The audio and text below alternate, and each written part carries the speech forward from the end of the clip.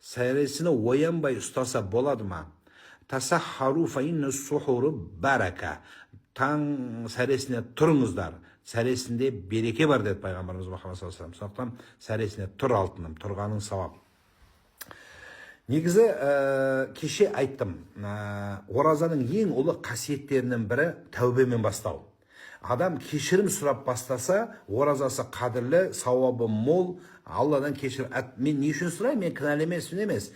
Келешекке де, бүгінге де, өткенге де, я Алла мені кешір деп, пенденің мына әлжуаздығын Алла Тағала жақсы көреді. Бұл сені құл қылу емес. Кейбіреулер дін құл қылады сені бейшара қылады, тіліңді басады,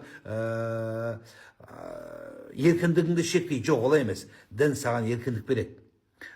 Дін саған белгілі бір жақсы, бақытты болмағына жүйе береді.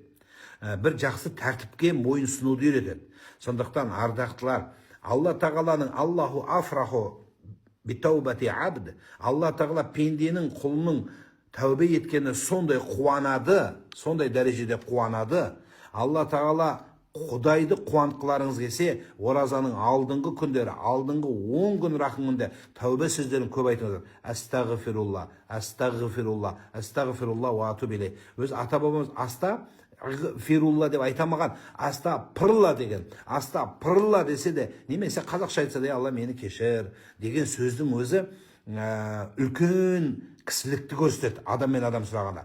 Ал енді Раббысына қайырылған кезде кіші пейілдікпен қайырылу дұғасының әп-сәтте қабыл болмағына алып келеді. Көп адам айтады, осы дұға қылам, дұғам қабыл болмай жатыр.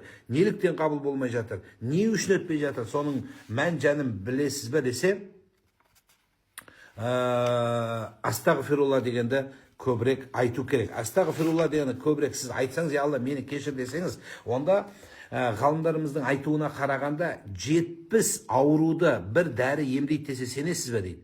Мысалы, бір ауруға, 70 ауруға бір дәрісі ешкім сенбейді, оны мүмкін емес. Басты емдеген нәрсе, аяқта жамбасты емдеген нәрсе құлақты емдемейді ғой. Бірақ дінімізде бір нәрсе бар екен.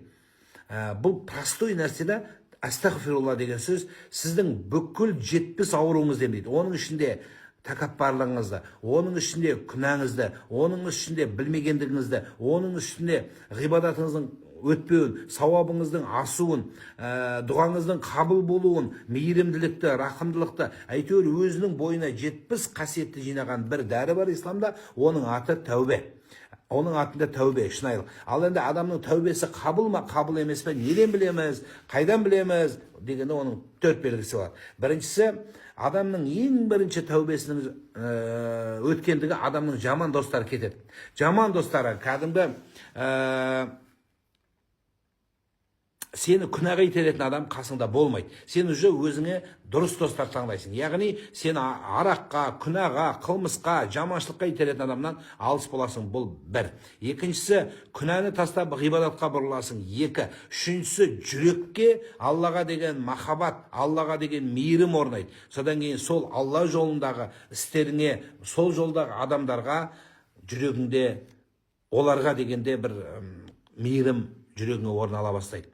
Тура сол. Сондықтан да ардақтылар осы Рамазанның алдыңғы күндері Құдайдың рахымы жауын сияқты жауып, мейірім ауалуху рахма, рахым күндері тұрған бастарының шақтарында баршамыз осы тәубені көбірек айтуға тырысайық. Одан кейінгі ертең екінші кейсті айтамыз. Ол екінші кейсте мен бүгін тағы айтылап бердім. Өйткені кеше сәл уақыт тығыз болды да айта алмадым, кешірім сұраймын. Бүгін қосымша айтып атқаным тәубенің ұлылықтығы, тәубенің зорлығы, яғни бір ауыз сөз, астағфирулла, шынайылық, я Алла мені кешір деп, ат-таййибу мин адамин кама ла замба лаху. Бір адам күнәдан тәубе етсе, күнәсіз адам болады. Бәрімізде ораза кезінде қате болды. Оразаға дейін, я Алла мені кешір, мен бір пендең екенмін. Мысалы, сіз дің балаңыз бір қымбат ыдысыңызды сындырса, содан кейін мені кешірші деп сұраса, иіліп мені кешірші десе, кешіресіз бе? Кешіресіз. Тура сол сияқты Алла Тағала да пенде өзін төмен алып, мені кешірші, я Раббым Алла десе, Аллаға өте ұнамды. Афрах, қуану деген сөз. Сондықтан Алланы қуантқыларыңыз келе ме сіз үшін? Сіз үшін Құдай қуанады. Не үшін? Тәубе етсеңіз. Астағфирулла, мені кешір Алла. Біз ана өсекті айтып алып, астағфирулла, Ол емес. Ана боқтап алып астағфирулла деген өтпейді. Тәубе. Аны кейбір адамдар тәубе мен шүкірді ажыратамайды. Ол шүкірді ертеңдер айтармыз бұйырса, екеуі бір-біріне жақын. Сондықтан кейбір адамдар осы түсіндірме ретінде тәубе дегенде истиғфар дегенде. Соны көп адам білмейді екен. Тауба ол өткен нәрсеге айтылады көбінесе, истиғфар болашақтағы нәрселерге. Я Алла, мені кешір деп кешірім сұрау. Яғни ұят пен арды ажыратқан сияқты дүние ғой. Сондықтан аман болыңыздар, сау болыңыздар, оразаларыңыз қабыл болсын.